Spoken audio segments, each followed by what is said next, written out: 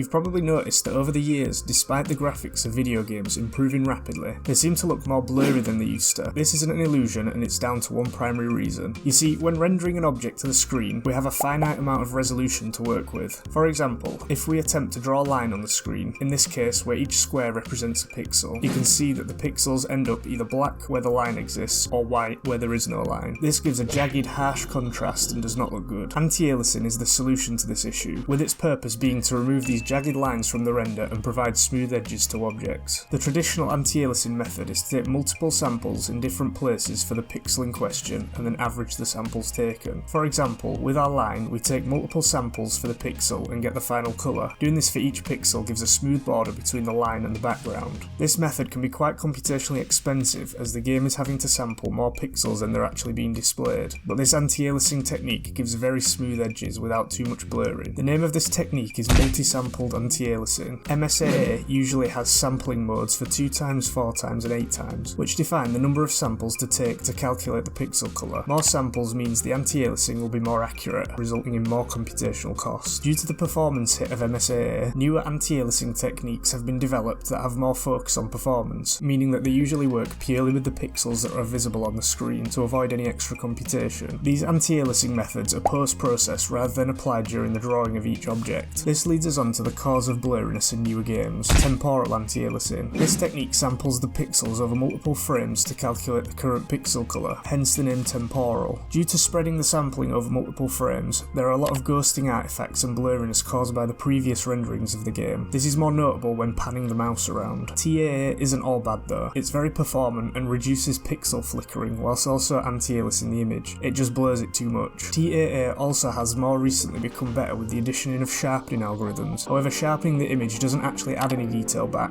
but rather fakes it, so we still lose out on quality. Usually, games prefer to use TA over MSAA, as it allows for other effects to be easily used in combination, such as screen space reflections, whilst keeping performance high. I have decided that for my own game, Rift Division, I'm going to stick with MSAA as the primary anti-aliasing technique, but not simply for the better image quality. You see, MSAA has a hidden graphical benefit too. When creating shaders for objects like grass or leaves, something called a cutout shader is used, which works by discarding all the pixels that have a transparency lower than a certain threshold. This results in heavy aliased sharp edges on objects that use this shader. Post-processed anti-aliasing does remove the sharp edge, but we can do one better. If we use MSAA, we get access to the coverage map, which is where the samples are being taken from, giving us more pixels to work with. This means that the edges can have a gradual transparency gradient based on how many samples are being taken. For example, 4x MSAA will provide us with 5 transparency levels to work with, giving a gradual transparency transition, which both helps with aliasing and also visual appearance. This technique is called alpha to coverage and doesn't seem to be widely used, mainly due to modern games using post-processed anti-aliasing over MSAA, but it has to be one of the greatest graphical boosts you can have in my opinion, as it gives a soft appearance to the foliage, and there's a lot of foliage in Rift Division, so this is the perfect graphical boost. If you like this video, you should go watch this video where I break down the concepts required for making a multiplayer first-person shooter game. Don't forget to like, comment and subscribe.